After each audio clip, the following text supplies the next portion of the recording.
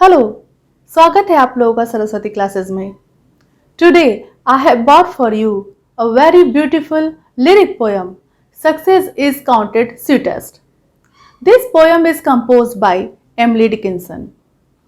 So, before plunging into the poem, let's talk about Emily Dickinson. She was a very famous American poetess. The full name of Emily Dickinson was Emily Elizabeth Dickinson. She was born in 1830 and died in the age of 55 in 1886 in Amherst, Massachusetts. Her habit of wearing white clothes earned her the name of the Nun of Amherst. Emily Dickinson को none of एमरेस्ट कहा जाता था क्योंकि वो सफेद कपड़े पहनना पसंद करती थी। She remained unmarried throughout her life. She wrote around 1800 poems, but only 10 poems were published during her life span. After the discussion of the poetess, now we come on the Success is Counted Sweetest. This poem is composed of 3 stanzas, and the rhyming pattern of this poem is AB, CB. इस poem में iambic trimeter का प्रयोग किया गया है। इसमें 3 iambic feet प्रत्येक line में होते हैं। पोएम के डिस्कशन के बाद अब हम पोएम की तरफ चलते हैं। Success is counted sweetest by those who never succeed.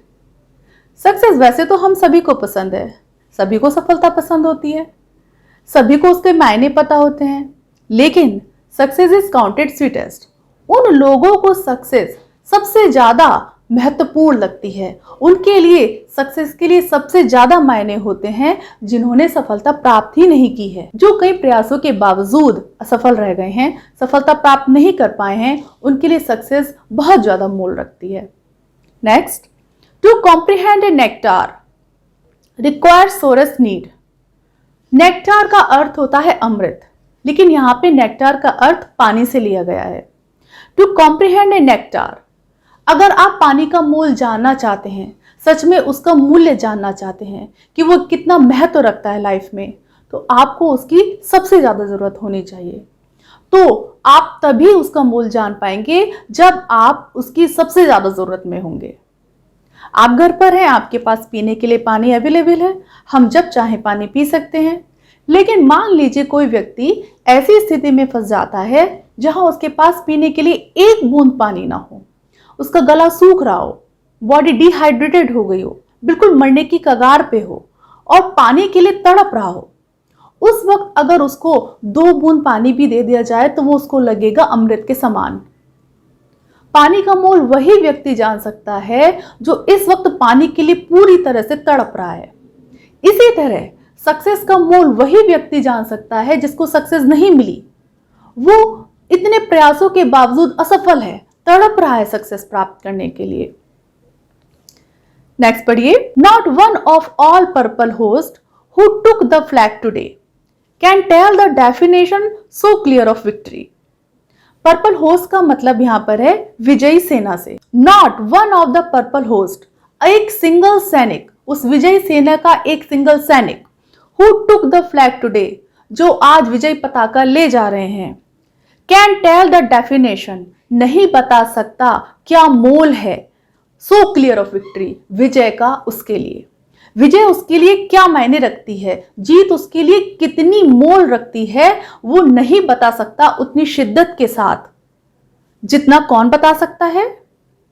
As he defeated dying on whose forbidden ear the distant strains of triumph burst agonized and clear. As he, जितना कि वो व्यक्ति बता सकता है, हु इज डिफीटेड, वो सेना का सैनिक जो हार गया है, जो रण क्षेत्र में सेना हार गई है, उसका सैनिक जो डिफीटेड है, डाइंग, मरणासन है, मरने की कगार पे है, ऑन हुज फॉरबिडन ईयर, और जिसके जो निषिद्ध कान है, यहाँ पर कान निषिद्ध मतलब कानों को परमिशन नहीं है, किस चीज की, साउंड ऑफ विक्ट्री सुनने की। साउंड, विक्ट्री की साउंड उसके लिए नहीं बज रही है, विजय ढोल बज रहे हैं, विजय नाद हो रहा है, लेकिन ये उसके लिए नहीं है, उसके कान निषिद्ध हैं सुनने के लिए द साउंड ऑफ विक्ट्री। यहाँ पर ट्रांसफर्ड एपिथेट का प्रयोग किया गया है क्योंकि कान निषिद्ध नहीं है, निषिद्ध है साउंड ऑफ विक्ट्री। उसके लिए साउंड ऑफ विक्ट्री निषिद्ध है सुनने के लिए, मीन्स वो नहीं सुन पा रहा है, वो अथॉरिटी नहीं रखता है उस विक्ट्री की साउंड को सुनने की, उन विजयी नाद को सुनने की, क्योंकि उसकी सेना हार गई है। The distance strain of triumph, लेकिन फिर भी जो विजय नाद हो रहा है, जो विजय की गूंज आ रही है, उसके कानों में पड़ रही है और सीधा उसके हृदय में प्रवेश कर रही है। बस एगोनाइज्ड एंड क्लियर, और जो विजय के गीत और विजय नाद जो उसके कानों में पड़ रही है, वो उसके हृदय तक जा रही है और उसका हृदय दुख से फट जा रहा है। यहां कहना चाहते हैं पोएटिस कि जिसको विजय मिल गई रण क्षेत्र में, जिस सेना के सैनिक जीत गए रण क्षेत्र में, वो उतनी शिद्दत के साथ विजय उनके लिए क्या मोल रखती है, वो जीत उनके लिए क्या मोल रखती है, वो नहीं बता सकते जितनी शिद्दत के साथ वो व्यक्ति बता सकता है जिसकी सेना रण क्षेत्र में हार गई है। उसने अथक प्रयास किए जीतने के, लेकिन नहीं जीत पाया, और नाउ ही इज डाइंग, अब वो मरने की कगार पर है, और वो चाहता है कि उसके कान सुने विजय गीत जो उसके लिए बजाए गए हों, जो उसकी सेना के लिए बजाए गए हों। वो चाहता है कि विजय उसके हाथ में आ जाए, वो विजय नाद जो बज रहे हैं उसके लिए बजाए जाएं, लेकिन नहीं पॉसिबल है। वो शिद्दत के साथ बता सकता है कि विजय उसके लिए क्या मायने रखती है। तो पूरी पोयम में एमिली डिकिंसन बताना चाहती हैं कि सफलता का मोल वही व्यक्ति जानता है जो अथक प्रयासों के बावजूद भी सफलता प्राप्त नहीं कर पाता है। So that's all for today.